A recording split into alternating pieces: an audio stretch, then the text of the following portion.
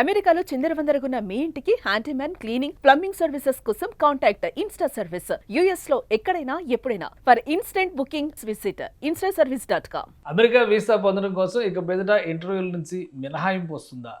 కొత్తగా నిబంధనలు అమలులోకి తీసుకొచ్చే ప్రయత్నం జరుగుతుందా, లేదా పాత నిబంధనల్ని మరోసారి పదును పెట్టేటువంటి ప్రయత్నం జరుగుతున్నాయి? ఈ అంశాన్ని విశ్లేషించేటువంటి ప్రయత్నం చేద్దాం. మనతో పాటు లా రీసెర్చర్, అమెరికన్ లా రీసెర్చర్ సాయి శ్రీనివాస్ గారు. సాయి శ్రీనివాస్ గారు నమస్తే. నమస్తే సార్.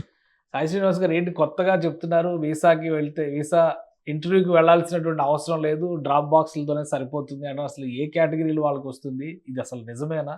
ఏం జరుగుతుంది అమెరికా వీసాల మన వాళ్ళకి? ఎందుకంటే 9 నెలలు, 10 నెలలు, సంవత్సరం వెయిటింగ్ ఉంది వీసా ఇంటర్వ్యూస్ కోసం, స్లాట్సే దొరకట్లేదు. సో ఏం జరుగుతుంది ఇప్పుడు కొత్తగా? సార్, యూజువల్ గా ఇప్పుడు కొత్త వీసా వేవర్ రిక్వెస్ట్ ఎవరెవరికి చేయొచ్చు అంటే ఇంటర్వ్యూ వేవర్ రిక్వెస్ట్ అనేది ఒకటి ఉంటుంది సార్. అంటే నార్మల్ గా మనము ఎక్స్టెన్షన్ కానీ ఇప్పుడు నార్మల్ గా ఒక H1B హోల్డర్స్ కి 6 సంవత్సరాల వీసా ఉంటుంది సార్. ప్రతి 3 సంవత్సరాలకు ఒకసారి మనం రెన్యువల్ చేసుకుంటాం. ముందున్న పరిస్థితులు ఎలా ఉన్నాయంటే మామూలుగా ఈ సెకండ్ టైం రెన్యూ చేసుకునేటప్పుడు 3 సంవత్సరాల తర్వాత రెన్యూ చేసుకున్నప్పుడు వాళ్ళు డైరెక్ట్ గా ఇంటర్వ్యూ పోన అవసరం లేదు. డైరెక్ట్ గా వీళ్ళు ఒక రిక్వైర్మెంట్స్ అన్ని డాక్యుమెంట్ లో పెట్టేసి ఇక్కడ డ్రాప్ చేస్తే సరిపోయేది. కానీ ఇప్పుడు ఏం చేస్తున్నాడంటే ఇది ఇంటర్వ్యూకి వెళ్ళాలి, ఇంటర్వ్యూ తప్పకుండా వెళ్ళాలి అని చెప్పడం జరిగింది. అంటే దీని ద్వారా అంటే మీరు చెప్పినట్టు మామూలుగా ఇప్పుడు అపాయింట్మెంట్స్ దొరకడం లేదు, మళ్ళీ రిజెక్షన్స్ ఏమన్నా వస్తాయి అనేది కొంచెం భయంగా ఉన్నారు సార్, ముఖ్యంగా మన భారతీయులు. ఎందుకంటే ఈ H1B కానీ ఈ డిపెండెంట్ వీసాస్ కానీ ఎక్కువ అధిక శాతంలో మన భారతీయులే బాగా దీన్ని అంటే ఈ వెసులుబాటుని బాగా తీసుకునేవాళ్ళు. అంటే ఇది ఫస్ట్ టైం వీసా అప్లై చేస్తున్న వాళ్ళకి కూడా వస్తుందా, లేదంటే రెన్యువల్స్కి వెళ్ళేటువంటి వాళ్ళకే ఈ వీసా ఇంటర్వ్యూ మినహాయింపులు అనేవి ఉంటాయా? సో యూజువల్ గా ముందు ప్రతి వాళ్ళకు ఈ వీసా ఇంటర్వ్యూ అనేది మ్యాండేటరీ సార్. ఈ కోవిడ్ టైంలో ఏమైపోయిందంటే కొంతమంది డిపెండెంట్ వీసాస్ కి అట్లనే రెన్యువల్స్ చేసుకునే వాళ్ళకు ఒక చిన్న వెసులుబాటు ఇవ్వడం జరిగింది. అంటే ఎందుకు కారణం అంటే ఆ రోజున్న పరిస్థితులు అంటే కోవిడ్ కారణం కానీ, ఇక్కడ ఉన్న స్టాఫ్ తగ్గిపోవడం కానీ, అంటే అధిక శాతంలో డబ్బులు ఏమన్నా ఎక్కువ ఖర్చు అయిపోతుందేమో ఈ వీసా ఇంటర్వ్యూలకు వల్ల పిలవడం వల్ల అనుకున్న కొన్ని సిచ్యువేషన్స్ వల్ల ఆ రోజు మనకు వెసులుబాటు ఇవ్వడం జరిగింది. అంటే రెన్యువల్స్ ఒకటే.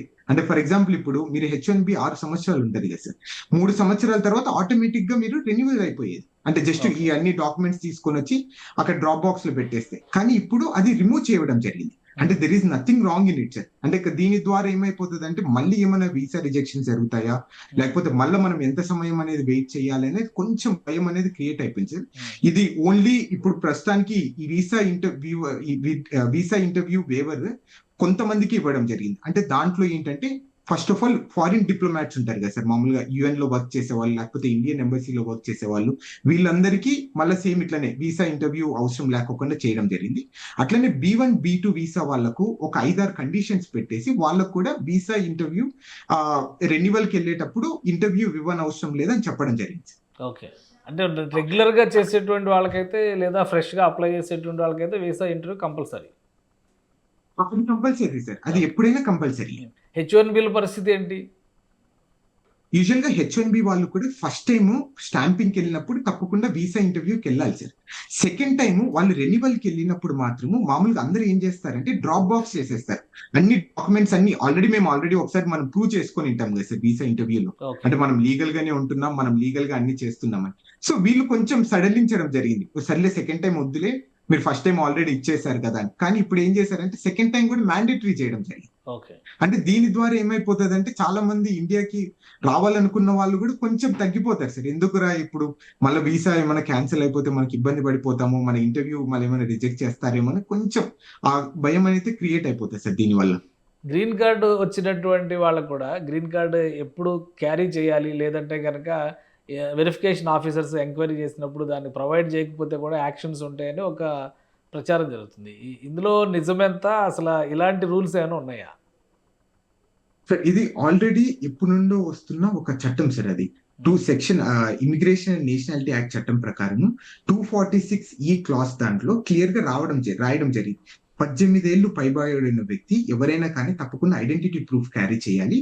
సో అది చేయకపోతే మీకు ఫెడరల్ మిస్డిమీనర్ గా తప్పకుండా మీరు ఛార్జెస్ ఫేస్ చేస్తారు అనేది ఆల్రెడీ రాయడం జరిగింది. అంటే ఇవన్నీ ఎందుకు తీసుకొని వస్తున్నారంటే సుమారు ఇక్కడ మనము 1,20,80,000 మంది ఇక్కడ ఆల్రెడీ ఉన్నారు సార్, వెల్ ఎస్టాబ్లిష్డ్ గా గ్రీన్ కార్డు వచ్చిన వాళ్ళు ఉన్నారు. సో వీళ్ళందరినీ మనం ఎలా మనము హోల్డ్ ఆన్ చేయాలి, వీళ్ళందరూ ఎలా ఐడెంటిటీ ప్రూఫ్ తీసుకొని రావాలి అనుకున్న ఒక ఇంటెన్షన్ తోనే ఇది జస్ట్ ఒక ట్వీట్ చేయడం జరిగింది తప్ప ఎక్కడే గానీ మనం దీని ద్వారా ఎక్కడే గానీ భయం క్రియేట్ చేయడం కానీ ఎక్కడే గానీ లేదు.